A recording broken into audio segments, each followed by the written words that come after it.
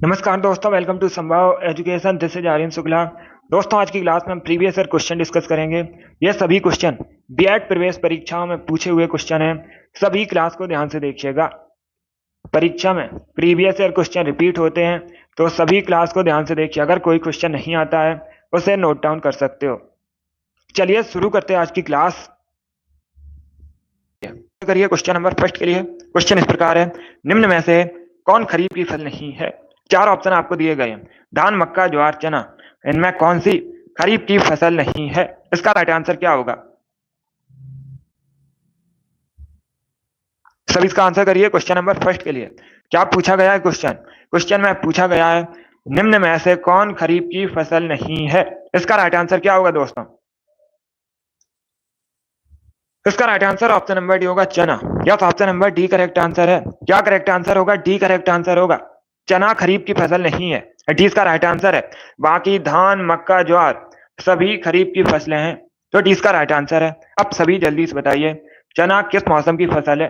सभी इसका आंसर करिएगा। सभी जल्दी से आंसर करिए, पूछा जाता है परीक्षा में क्वेश्चन।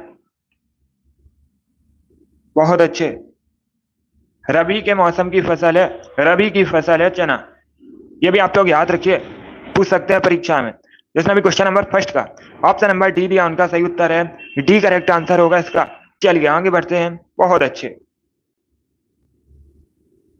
इसका आंसर करिए क्वेश्चन नंबर दो के लिए। निम्न में से कौन निष्क्रिय गैस नहीं है? चार ऑप्शन आपको दिए गए, इसमें बताइए कौन निष्क्रिय गैस नहीं है।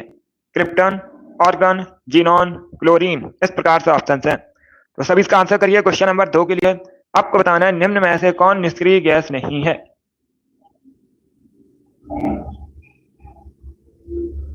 इसका right answer option number D होगा, chlorine. Yes, option number D इसका राइट आंसर है। क्लोरीन निष्क्रिय गैस नहीं है, तो डी इसका राइट आंसर होगा। क्वेश्चन नंबर दो का option number D correct answer है। बाकी क्रिप्टन, ऑर्गन, जिनोन ये सभी निष्क्रिय गैस हैं, तो डी इसका राइट आंसर है। क्वेश्चन नंबर दो का जिसने भी ऑप्शन नंबर डी दिया उनका सही उत्तर है, क्लोरीन करेक्ट आंसर होगा इसका।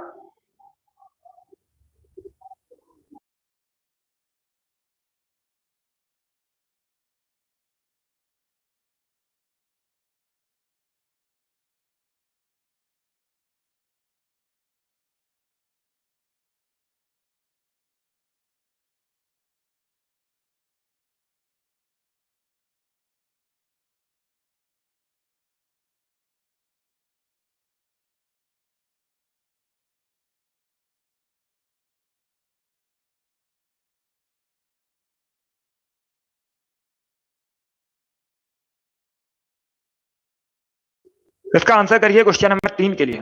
आपको बताना है शिव समुद्रम जलप्रपात किस नदी पर है? इसका करेक्ट आंसर क्या होगा? चार ऑप्शन आपको दिए गए, कृष्णा, महानदी, गोदावरी, कावेरी, इस प्रकार से ऑप्शन हैं। तो सभी इसका आंसर करिए क्वेश्चन नंबर तीन के लिए। शिव समुद्रम जलप्रपात किस नदी पर है? इसका right answer option number D होगा, कावेरी नदी पर। क्या करेक्ट आंसर होगा? डी करेक्ट आंसर होगा। शिव समुद्रम जलप्रपात कावेरी नदी पर है, डी इसका राइट आंसर होगा। अब दूसरा क्वेश्चन पूछा जाएगा, किस राज्य में है? तो आप लोग बताइए जल्दी से। शिव समुद्रम जलप्रपात जो कि कावेरी नदी पर है, किस राज्य में है? इसका राइट आंसर क्या होगा? सभी जल्दी से आंसर करिए। बहुत अच्छे। आंध्र प्रदेश करेक्ट आंसर नहीं होगा। तमिलनाडु भी करेक्ट आंसर नहीं होगा। फिर से आंसर करिएगा। शिव समुद्रम जलप्रपात किस राज्य में है? यस, कर्नाटका करेक्ट आंसर है। क्या करेक्ट आंसर होगा? कर्नाटका।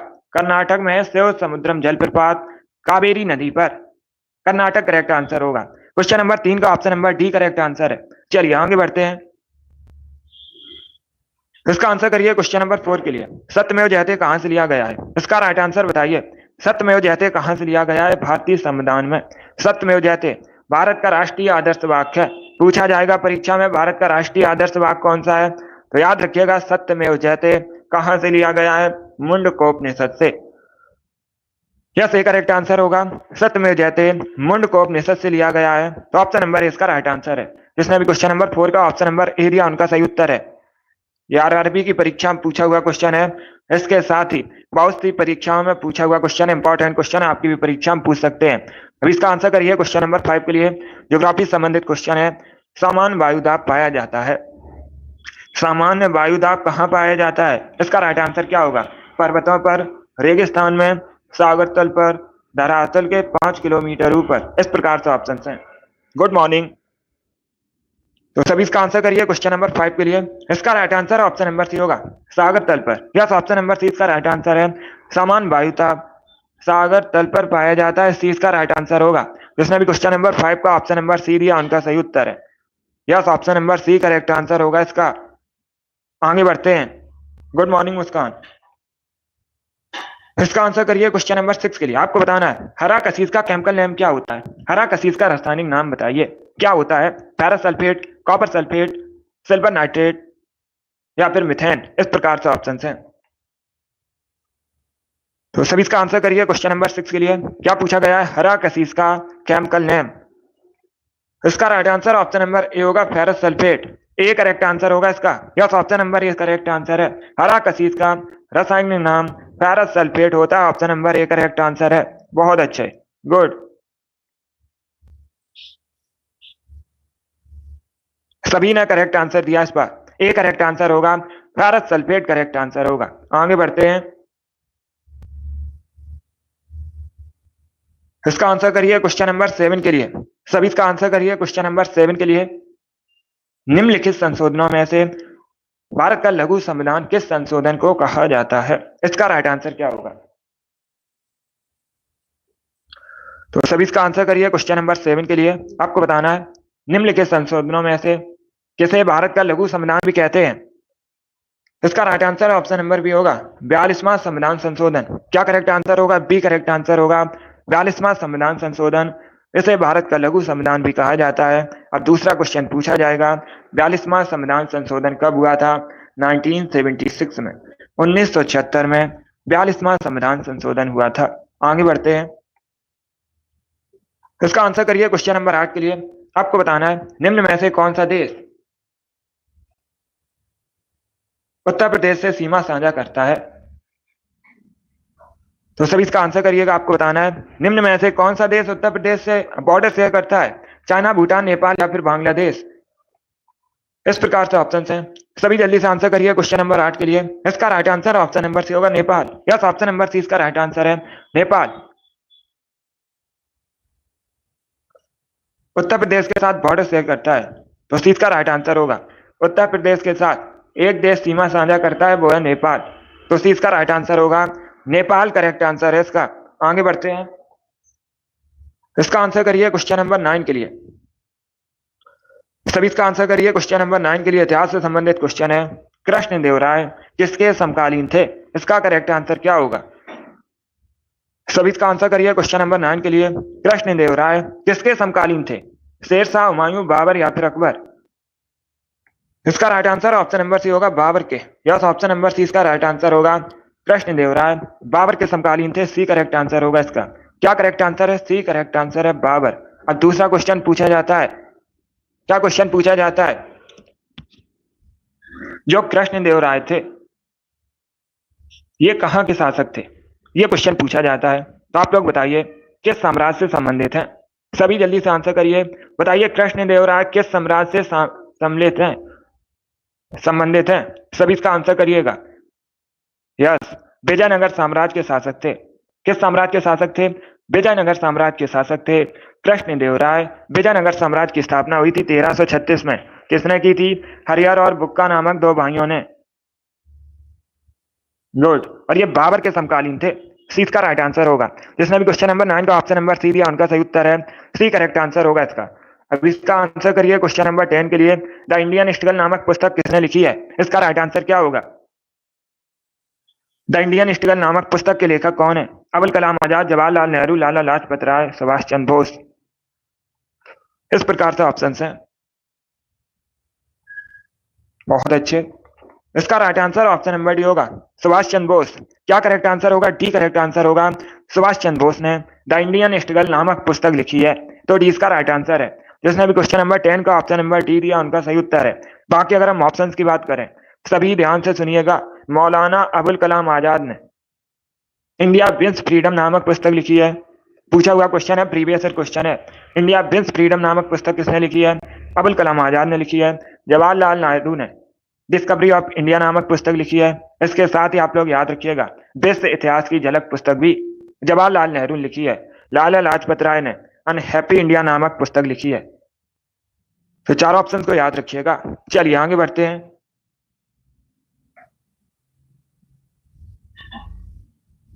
इसका आंसर करिए क्वेश्चन नंबर 11 के लिए। आपको बताना है धर्म सभा की स्थापना किसने की थी। सभी जल्दी से आंसर करिए। इसका करेक्ट आंसर बताइएगा। धर्म सभा की स्थापना किसने की थी। इसका करेक्ट आंसर क्या होगा। इतिहास से संबंधित क्वेश्चन है। कृष्ण मोहन बनर्जी, केशव चंद्र सेन, राधा कांत देव, अक्षय कुमार दत्ता। इस प्रकार से ऑप्शन है। तो सभी इसका आंसर करिए क्वेश्चन नंबर 11 के लिए। इसका करेक्ट आंसर बताइए। इसका right answer option number C होगा Radha Kant Dev. Yes, option number C इसका राइट आंसर है। राधा कांत देव ने धर्म सभा की स्थापना की थी। तो सी इसका राइट आंसर है। जिसने भी क्वेश्चन नंबर 11 का ऑप्शन नंबर सी दिया उनका सही उत्तर है। सी करेक्ट आंसर होगा इसका। राधा कांत देव करेक्ट आंसर है। आगे बढ़ते हैं। इसका आंसर करिए क्वेश्चन नंबर 12 के लिए। आपको बताना है सरस्वती सम्मान पुरस्कार किस क्षेत्र में दिया जाता है। इसका राइट आंसर क्या होगा।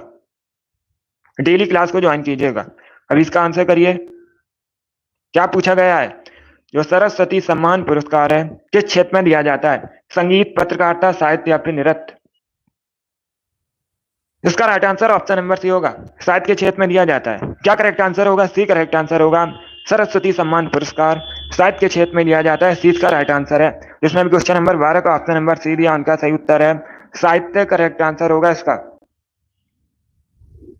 इसका आंसर करिए क्वेश्चन नंबर 13 के लिए। समुद्री जल का पीएच मान लगभग कितना होता है। इसका राइट आंसर क्या होगा। आपको बताना है समुद्री जल का पीएच मान लगभग कितना होता है। 7, 9, 8 या फिर 10। इस प्रकार से ऑप्शन हैं।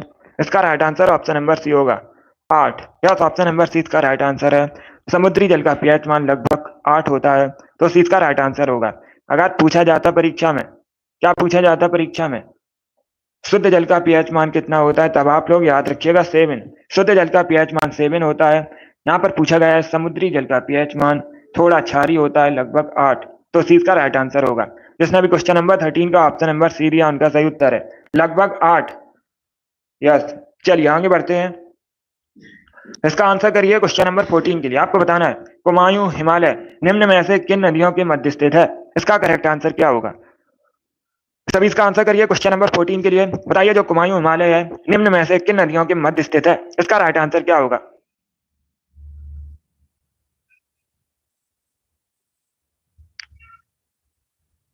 सभी इसका आंसर करिए क्वेश्चन नंबर 14 के लिए। इसका right answer option number B होगा सतलज और Kali. Yes, option number B correct answer होगा। सतलज और काली नदियों के मध्य है कुमायूं हिमालय। तो 20 का राइट आंसर होगा। जिसने भी क्वेश्चन नंबर 14 का ऑप्शन नंबर बी दिया उनका सही उत्तर है सतलज और काली करेक्ट आंसर होगा इसका। इसका आंसर करिए क्वेश्चन नंबर 15 के लिए। सेवराय पहाड़ियां कहां पर हैं। इसका करेक्ट आंसर क्या होगा। भारत में जो सेवराय पहाड़ियां हैं ये कहां पर हैं। राजस्थान, गुजरात, केरल या फिर तमिलनाडु। इस प्रकार से ऑप्शन हैं। तो इसका राइट आंसर क्या होगा दोस्तों। बहुत अच्छे आंसर सभी लोग दीजिए। राइट या रॉन्ग आप लोग आंसर करिएगा। गुड।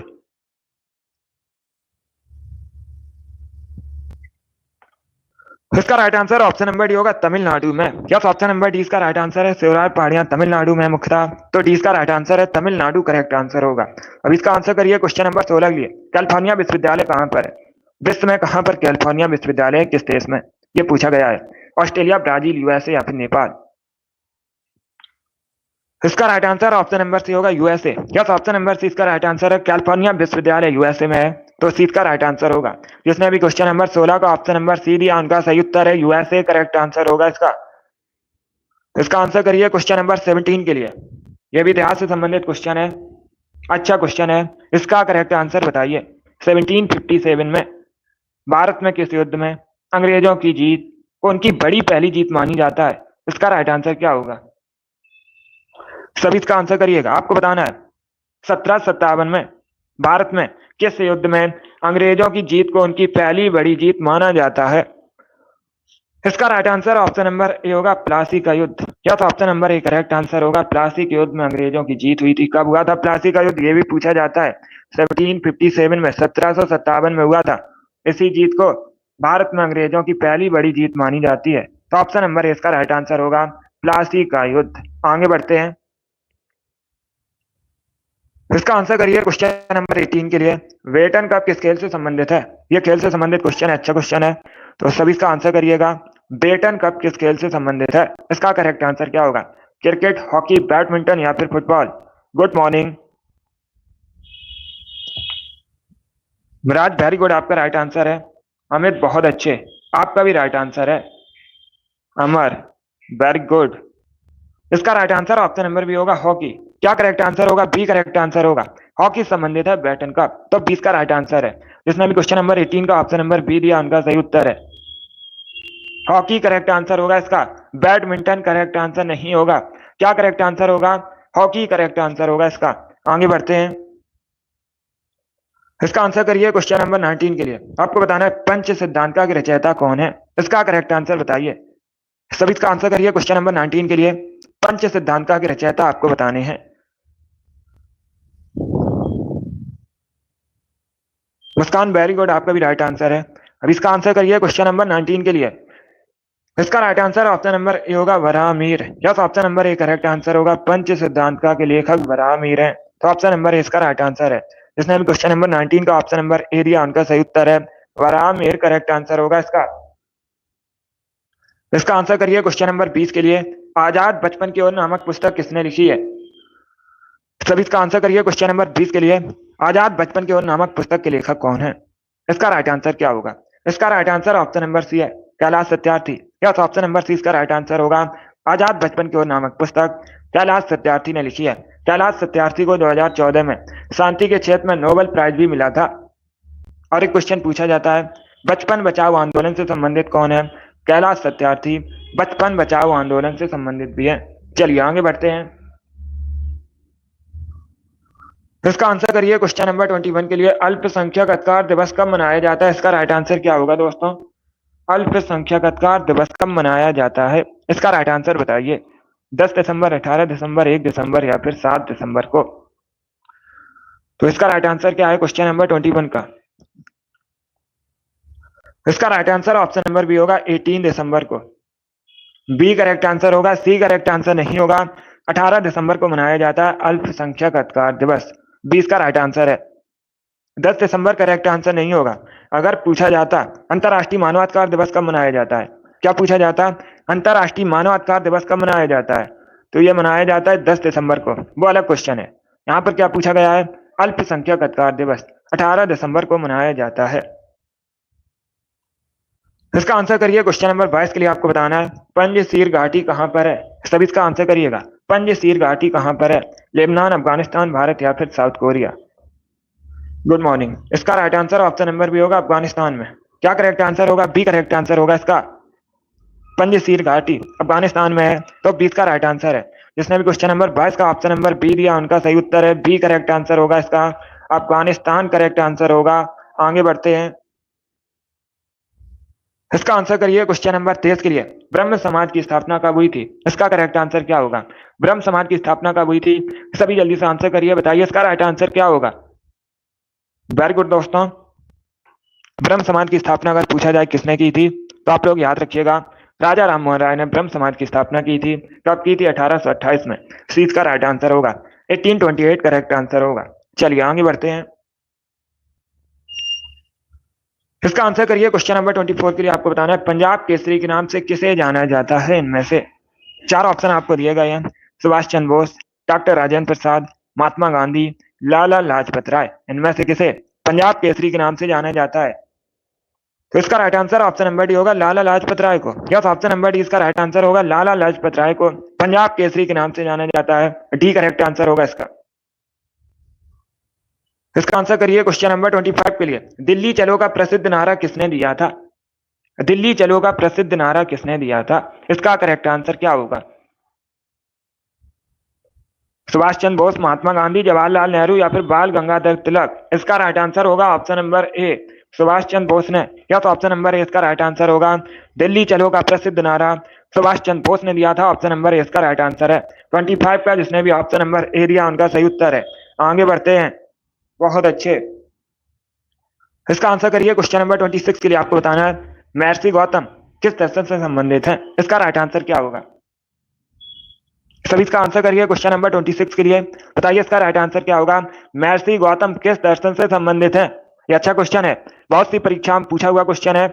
इसका करेक्ट आंसर क्या होगा। इसका right answer option number C होगा, न्याय दर्शन से। क्या करेक्ट आंसर होगा। सी करेक्ट आंसर होगा, महर्षि गौतम न्याय दर्शन से संबंधित है। सी इसका राइट आंसर है। जिसने अभी क्वेश्चन नंबर 24 का, सॉरी क्वेश्चन नंबर 26 का ऑप्शन नंबर सी दिया, उनका सही उत्तर है न्याय दर्शन। करेक्ट आंसर होगा इसका। इसका आंसर करिए क्वेश्चन नंबर 27 के लिए। किस देश को यूरोप का रोगी, यूरोप का मरीज कहा जाता है। इसका राइट आंसर क्या होगा। सभी इसका आंसर करिए क्वेश्चन नंबर 27 के लिए। क्या पूछा गया है क्वेश्चन। क्वेश्चन पूछा गया है किस देश को यूरोप का रोगी या फिर यूरोप का मरीज कहा जाता है।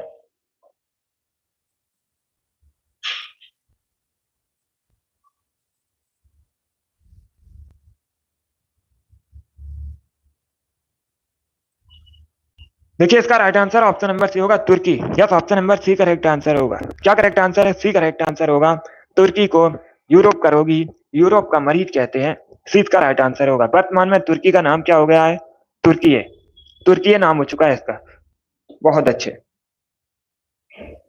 इसका आंसर करिए क्वेश्चन नंबर 28 के लिए। रॉबर्ट क्लाइव को बंगाल का गवर्नर कब बनाया गया था। इसका राइट आंसर क्या होगा। रॉबर्ट क्लाइव को बंगाल का गवर्नर कब बनाया गया था। इसका करेक्ट आंसर बताइए। इसका right answer option number B होगा, 1757 में। क्या करेक्ट आंसर होगा। बी करेक्ट आंसर होगा इसका, 1757 में रॉबर्ट क्लाइव को बंगाल का गवर्नर बनाया गया था। तो बी इसका राइट आंसर होगा। सभी इसका आंसर करिए क्वेश्चन नंबर 29 के लिए। आपको बताना है रविन्द्रनाथ टैगोर ने निम्न में से किस देश का राष्ट्रगान लिखा है। इसका राइट आंसर क्या होगा। चार ऑप्शन आपको दिए गए हैं। बताइए रविन्द्रनाथ टैगोर ने निम्न में से किस देश का राष्ट्रगान लिखा है। चाइना, म्यांमार, भूटान या फिर बांग्लादेश। इसका right answer option number D होगा, बांग्लादेश का। यस, ऑप्शन नंबर डी इसका राइट आंसर होगा, बांग्लादेश का राष्ट्रगान अमार सोनाल बांग्ला। लेखक कौन है। रविन्द्रनाथ टैगोर। आप लोग याद रखिएगा, इस प्रकार से भी क्वेश्चन पूछा जाता है किसने दो देशों के राष्ट्रगान लिखे हैं। तो आप लोग याद रखिए रविन्द्रनाथ टैगोर ने भारत का लिखा है और बांग्लादेश का। चलिए आगे बढ़ते हैं। इसका आंसर करिए क्वेश्चन नंबर 30 के लिए। करेंट का क्वेश्चन है। बताइए वर्तमान में इजराइल के प्राइम मिनिस्टर कौन है। इसका राइट आंसर क्या होगा। आपसे पूछा गया है वर्तमान में भारत के, सॉरी, इजराइल के प्राइम मिनिस्टर कौन है। इसका राइट आंसर क्या होगा।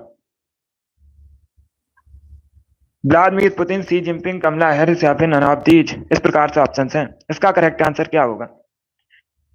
इसका right answer option number B होगा, नन ऑफ दीज, इनमें से कोई नहीं।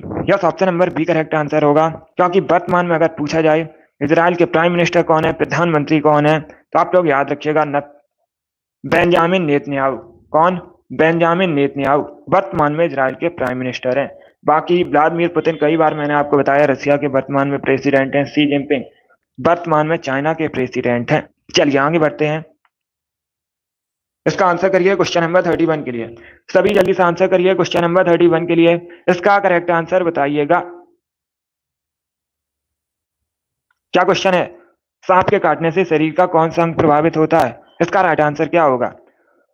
सभी जल्दी से आंसर करिए। बताइए इसका राइट आंसर क्या होगा। सांप के काटने से शरीर का कौन सा अंग प्रभावित होता है।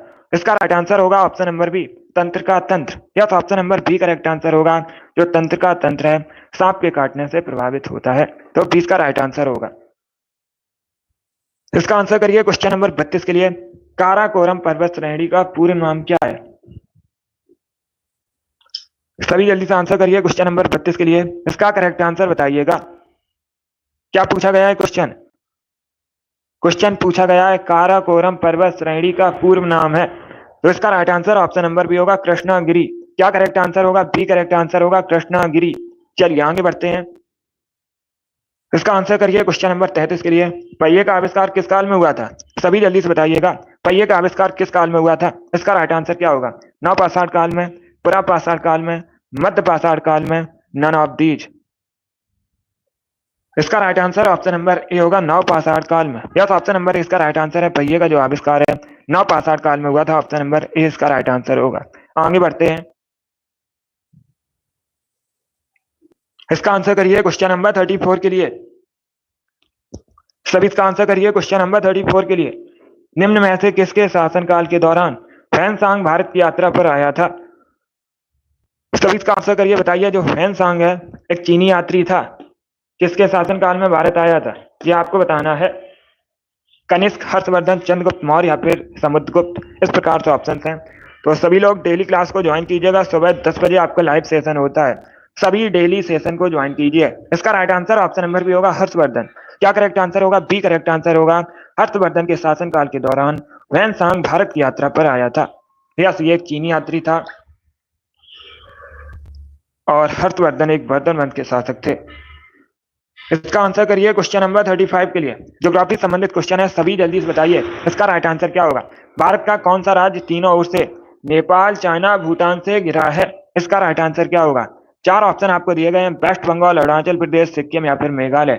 इनमें से कौन सा भारतीय राज्य तीनों ओर से नेपाल, चाइना, भूटान से घिरा है? इसका right answer option number C होगा, सिक्किम। क्या करेक्ट आंसर होगा? सी करेक्ट आंसर होगा, सिक्किम। तीनों ओर से नेपाल, चाइना, भूटान से घिरा है, सी इसका राइट आंसर होगा। सिक्किम की राजधानी पूछी गई थी पिछली बार, तो गंगटोक सिक्किम की राजधानी है।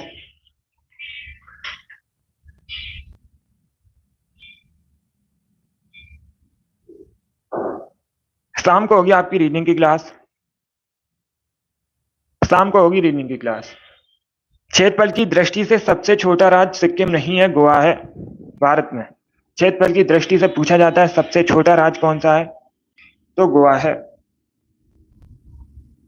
अब इसका आंसर करिए क्वेश्चन नंबर 36 के लिए। आपको बताना है ऑक्टोपस के खून का रंग कैसा होता है। सभी जल्दी से आंसर करिएगा, सभी इसका आंसर करिएगा। शाम को होगी 8 बजे क्लास, उसमें हम जीके के भी क्वेश्चन डिस्कस करेंगे, साथ में रीजनिंग के भी क्वेश्चन डिस्कस करेंगे शाम को 8 बजे। अब इसका आंसर करिए, ऑक्टोपस के ब्लड का कलर आपको बताना है। यस अमर। अब इसका आंसर करिए क्वेश्चन नंबर 36 के लिए। इसका right answer option number B होगा, नीला। क्या करेक्ट आंसर होगा? बी करेक्ट आंसर होगा। ऑक्टोपस के खून का रंग नीला होता है, बी इसका राइट आंसर होगा। जिसने अभी क्वेश्चन नंबर 36 का ऑप्शन नंबर बी दिया, उनका सही उत्तर है, बी करेक्ट आंसर होगा इसका। अब इसका आंसर करिए क्वेश्चन नंबर 37 के लिए। आपको बताना है विद्युत विभव कैसी राशि है। सभी जल्दी से आंसर करिए। आपको बताना है विद्युत विभव कैसी राशि है, इसका राइट आंसर क्या होगा।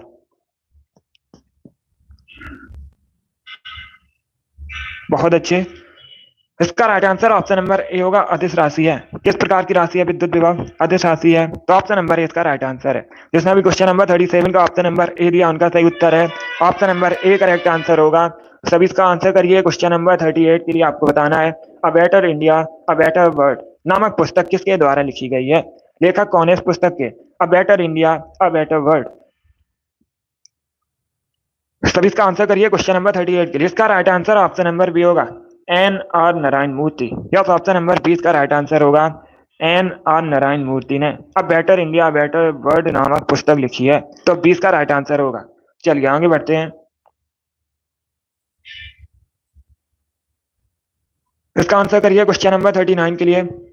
मुगल शासक जहांगीर ने कहां पर शालीमार बाग का निर्माण करवाया था? इसका राइट आंसर क्या होगा? अब देखिएगा, परीक्षा में इस प्रकार से क्वेश्चन पूछा जाता है, शालीमार बाग का निर्माण किसने करवाया था? जहांगीर ने करवाया था। कहां पर? कश्मीर में। तो डी इसका राइट आंसर होगा, कश्मीर करेक्ट आंसर होगा इसका। जिसने भी क्वेश्चन नंबर 39 का ऑप्शन नंबर डी दिया, उनका सही उत्तर है, कश्मीर करेक्ट आंसर है। इसका आंसर करिए क्वेश्चन नंबर 40 के लिए। सीआरपीएफ का मुख्यालय बताइए कहां पर है भारत में? सभी जल्दी से आंसर करिएगा। सीआरपीएफ का मुख्यालय भारत में कहां पर है? केंद्रीय रिजर्व पुलिस बल। मुख्यालय बताइए कहां पर है? शिलांग, कोची, न्यू दिल्ली या फिर जबलपुर में। इसका right answer option number C होगा, नई दिल्ली में। क्या करेक्ट आंसर होगा? सी करेक्ट आंसर होगा। सीआरपीएफ का मुख्यालय नई दिल्ली में, सी इसका राइट आंसर है। जिसने भी क्वेश्चन नंबर 40 का ऑप्शन नंबर सी दिया, उनका सही उत्तर है। बहुत अच्छे, गुड। चलिए आगे बढ़ते हैं।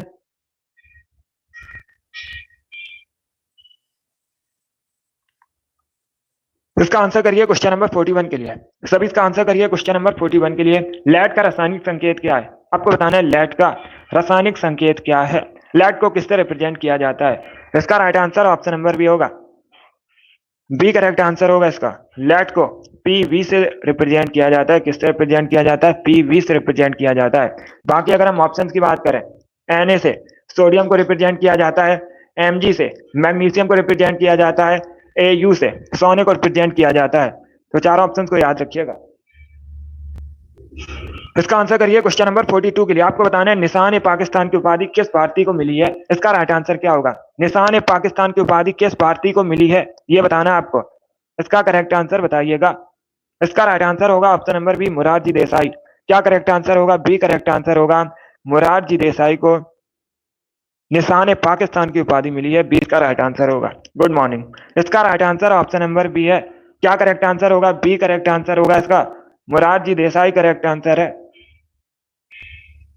इसका आंसर करिए क्वेश्चन नंबर 43 के लिए। ऊंट कला एक पारंपरिक उत्सव है जो प्रतिवर्ष किस राज्य में आयोजित होता है। इसका राइट आंसर क्या होगा? सभी इसका आंसर करिए क्वेश्चन नंबर 43 के लिए। आपको बताना है ऊंट कला एक पारंपरिक उत्सव है, प्रतिवर्ष किस राज्य में आयोजित होता है। राजस्थान, कर्नाटक, तेलंगाना या फिर हरियाणा में। इसका right answer option number A होगा, राजस्थान में। यस, ऑप्शन नंबर ए इसका राइट आंसर होगा। राजस्थान में आयोजित होता है ऊंट कला, एक पारंपरिक उत्सव है। आगे बढ़ते हैं। इसका आंसर करिए क्वेश्चन नंबर 44 के लिए। आपको बताना है निम्न में से कौन सी जंतु प्रजाति विलुप्त है। आपको बताना है इसमें से कौन सी जंतु प्रजाति वर्तमान में विलुप्त हो चुकी है। कबूतर, डोडो, शुतुरमुर्ग या फिर तोता। तो इस प्रकार से ऑप्शन हैं। बहुत अच्छे। इसका right answer option number B होगा, डोडो। क्या करेक्ट आंसर होगा? बी करेक्ट आंसर होगा, डोडो। डोडो एक पक्षी था। क्या था डोडो? एक पक्षी था और ये वर्तमान में विलुप्त हो चुका है। बहुत अच्छे। 20 का राइट आंसर होगा। इसका आंसर करिए क्वेश्चन नंबर 45 के लिए। आपको बताना है एसबीआई का मुख्यालय कहां पर है। सभी जल्दी से आंसर करिए, बताइए इसका राइट आंसर क्या होगा। स्टेट बैंक ऑफ इंडिया का मुख्यालय कहां पर है। एसबीआई का मुख्यालय आपको बताना है। Right answer option number A होगा, मुंबई में। Yes, option number A correct answer है। मुंबई में एसबीआई का मुख्यालय है, तो ऑप्शन नंबर ए इसका राइट आंसर होगा। आगे बढ़ते हैं। इसका आंसर करिए क्वेश्चन नंबर 46 के लिए। सभी जल्दी से आंसर करिए क्वेश्चन नंबर 46 के लिए। डीटीपी का फुल फॉर्म क्या होता है? क्या पूछा गया है? What is the full form of DTP. DTP का फुल फॉर्म क्या होता है? इसका right answer option number A होगा, डेस्कटॉप पब्लिशिंग। क्या करेक्ट आंसर है? Option number A correct answer होगा। डीटीपी का फुल फॉर्म होता है डेस्कटॉप पब्लिशिंग, तो ऑप्शन नंबर ए इसका राइट आंसर है। 47 के लिए आंसर करिएगा। आपको बताना है कुषाण वंश की स्थापना किसने की थी। कई बार ये क्वेश्चन मैंने आपको एक्स्ट्रा फैक्ट में बताया है, तो आप लोग राइट आंसर करिए। बताइए इसका राइट आंसर क्या होगा। कुषाण वंश की स्थापना किसने की थी, ये पूछा गया है, तो इसका राइट आंसर बताइए। इसका राइट आंसर होगा ऑप्शन नंबर ए, कुजुल कटफिसेस ने। क्या करेक्ट आंसर होगा? Option number A correct answer होगा। कुजुल कटफिसेस ने कुषाण वंश की स्थापना की थी, ए करेक्ट आंसर है। अब इसका आंसर करिए क्वेश्चन नंबर 48 के लिए। आपको बताना है कौन सा सागर ऑस्ट्रेलिया और न्यूजीलैंड को अलग करता है। इसका राइट आंसर क्या होगा? 4 ऑप्शन आपको दिए गए हैं, बताइए इनमें से कौन सा सागर ऑस्ट्रेलिया और न्यूजीलैंड को अलग करता है। इसका करेक्ट आंसर क्या होगा?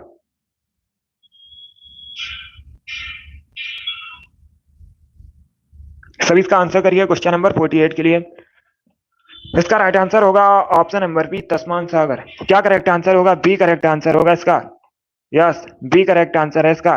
तस्मान सागर ऑस्ट्रेलिया न्यूजीलैंड के मध्य स्थित है। बहुत अच्छे। इसका आंसर करिए क्वेश्चन नंबर 49 के लिए। आपको बताना है तारापुर परमाणु ऊर्जा केंद्र कहां पर है। इसका राइट आंसर क्या होगा? सभी जल्दी से आंसर करिए, बताइए इसका राइट आंसर क्या होगा। तारापुर परमाणु ऊर्जा केंद्र कहां पर है? महाराष्ट्र, कर्नाटक, उत्तर प्रदेश या फिर मध्य प्रदेश।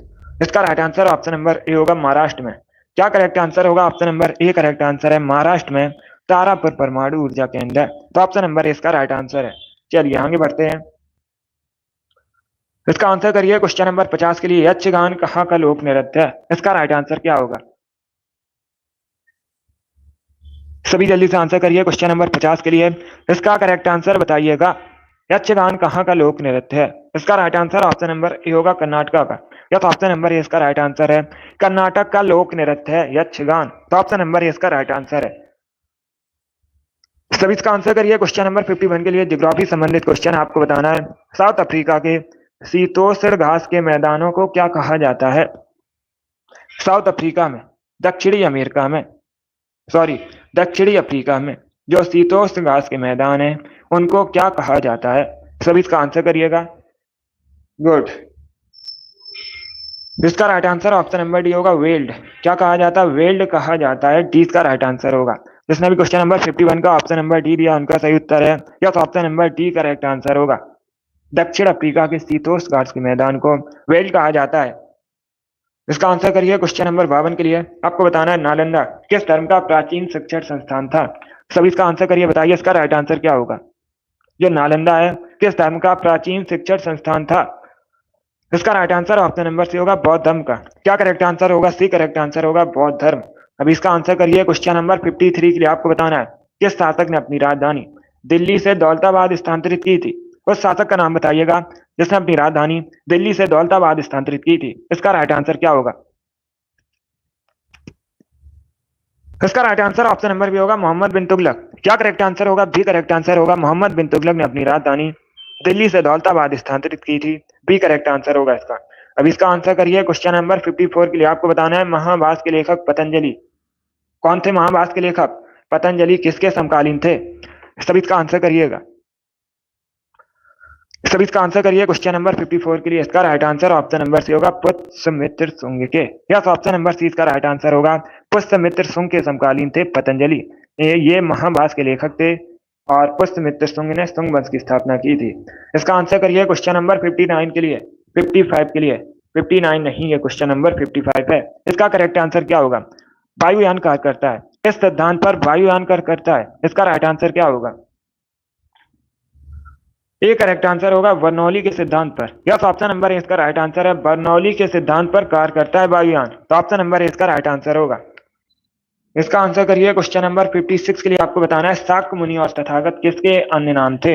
इसका राइट आंसर क्या होगा? शाक्य मुनि और तथागत किसके अन्य नाम थे।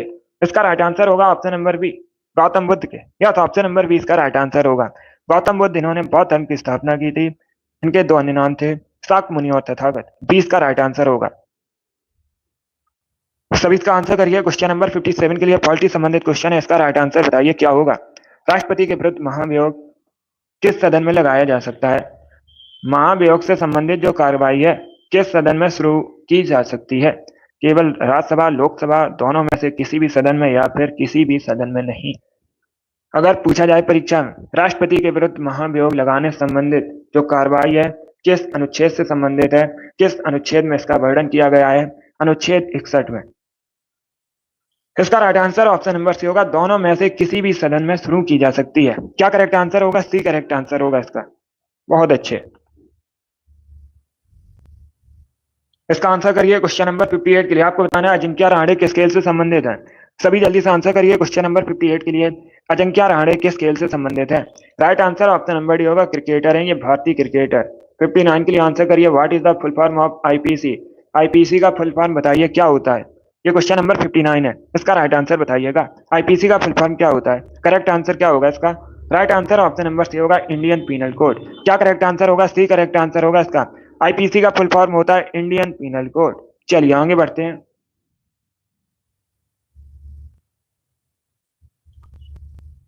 इसका आंसर करिए। क्वेश्चन नंबर 60 के लिए आज का लास्ट क्वेश्चन है। आपको बताना है क्षेत्रफल की दृष्टि से उत्तर प्रदेश का भारत में कौन सा स्थान है। सभी इसका आंसर करिएगा। अगर पूछा जाए जनसंख्या की दृष्टि से तो जनसंख्या की दृष्टि से उत्तर प्रदेश भारत में पहले स्थान पर है और क्षेत्रफल की दृष्टि से चौथे स्थान पर है। किस स्थान पर है? चौथे स्थान पर है। जिसने भी क्वेश्चन नंबर 60 का ऑप्शन नंबर सी दिया उनका सही उत्तर है सी करेक्ट आंसर होगा इसका। पहले स्थान पर कौन है क्षेत्रफल की दृष्टि से? राजस्थान। बहुत अच्छे। चलिए दोस्तों, आज की क्लास में हमने जीके के 60 इंपॉर्टेंट क्वेश्चन डिस्कस किए with extra fact. I hope आप सभी को ये क्वेश्चन समझ आए होंगे। सो क्लास को लाइक कीजिए, शेयर कीजिए, चैनल पर नए हैं चैनल को सब्सक्राइब कीजिए, बेल आइकन को प्रेस कीजिएगा ताकि सभी नोटिफिकेशन आप तक पहुंच सके।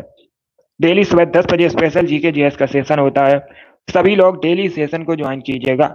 अगली क्लास होगी शाम को 3 बजे, उसे भी आप लोग ज्वाइन कीजिए। पसंद आए लाइक कीजिए, शेयर कीजिए, चैनल पर नए हैं चैनल को सब्सक्राइब कीजिए, बेल आइकन को प्रेस कीजिएगा ताकि सभी नोटिफिकेशन आप तक पहुंच सकें। Thank you guys, thank you for watching.